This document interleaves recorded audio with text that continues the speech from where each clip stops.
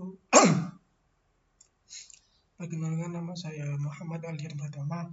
Di sini saya akan menjelaskan tentang studi simulasi sistem pada perusahaan jasa pengiriman barang dan ekspedisi.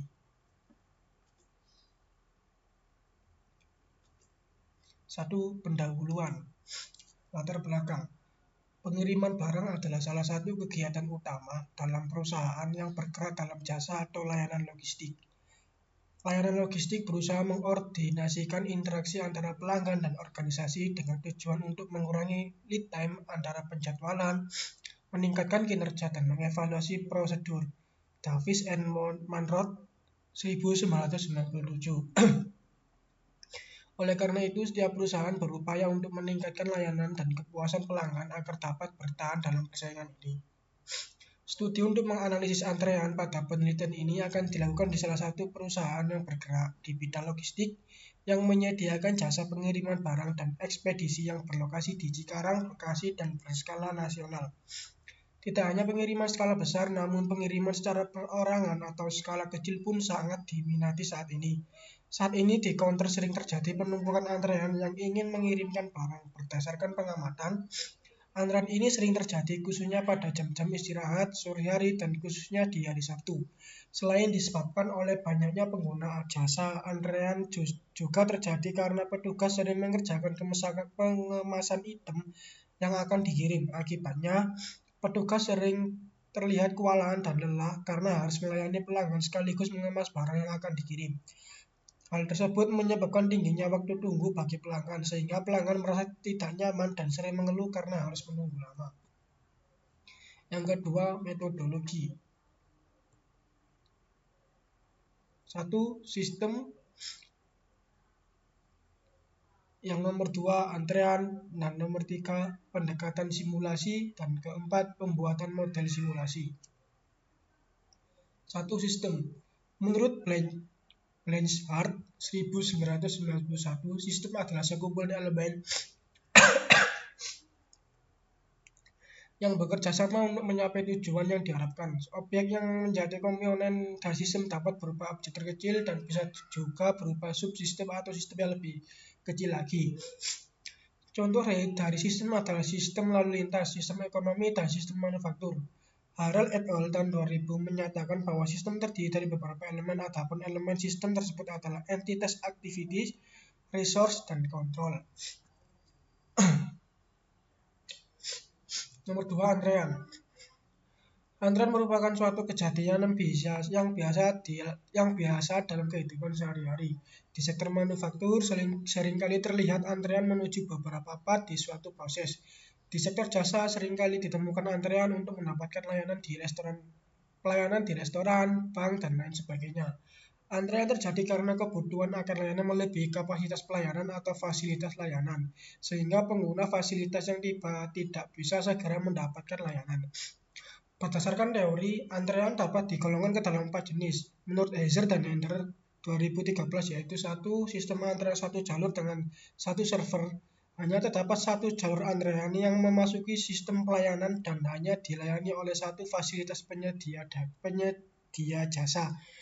Misalnya seorang operator loket, penjual tiket yang melayani antrean pelanggan yang ingin membeli tiket.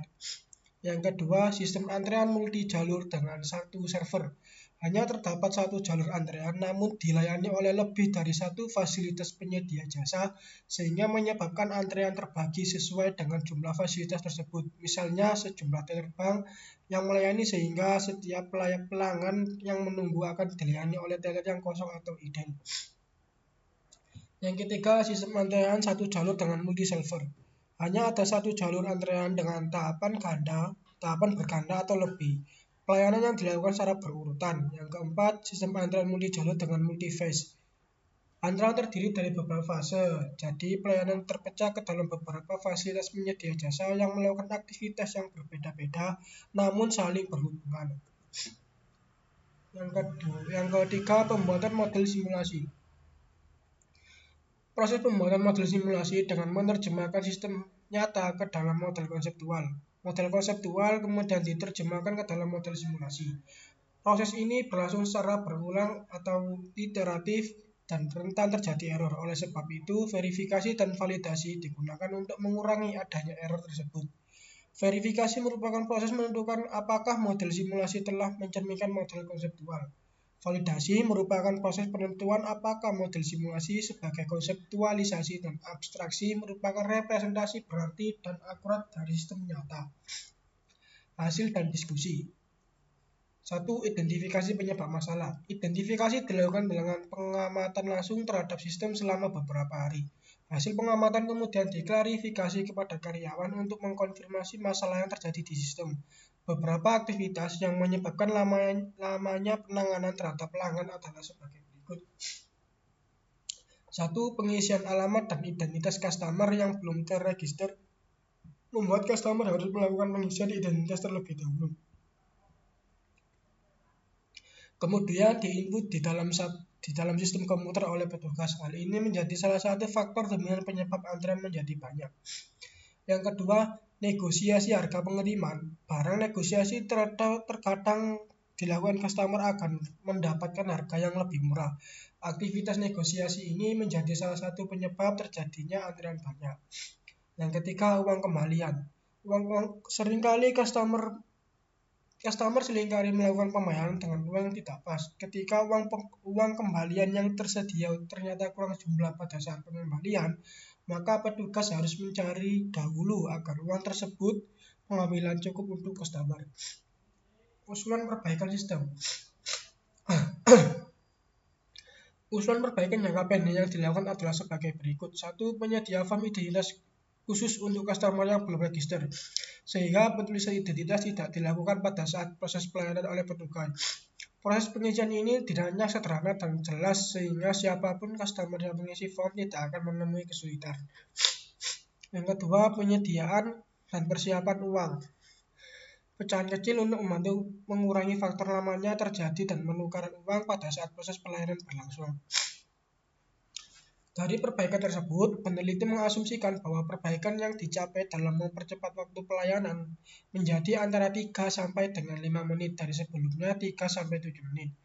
Asumsi dibuat berdasarkan hasil percobaan singkat dan juga diskusi dengan karyawan yang melayani customer.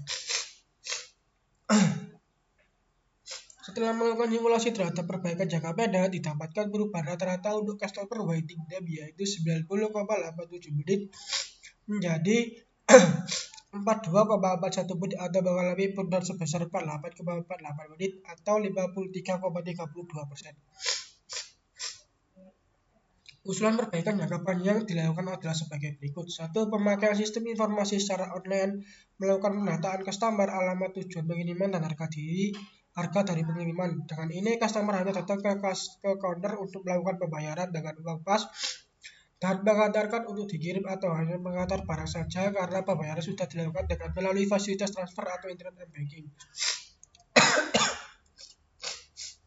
2. Standarisasi proses dan harga untuk barang-barang yang akan dikirim dengan menggunakan asuransi, sehingga mengurangi proses negosiasi dan pengecekan barang. 3. Dalam sistem hanya ada seorang petugas kasir yang akan melayani customer. 4. 1 orang petugas lainnya dijadikan khusus untuk kegiatan pengemasan barang, sehingga barang dapat dikemas tepat waktu sebelum dikirim. Setelah melakukan simulasi terhadap perbaikan jangka panjang, didapatkan perubahan rata-rata untuk waktu tunggu pelanggan yaitu 90,87 menit menjadi 28,53 menit. Waktu tunggu pelanggan lebih cepat atau mengalami penurunan sebanyak 62,3 menit atau 68,6%. Selain itu, pada bagian pengemasan meningkat menjadi 268,23 unit per hari.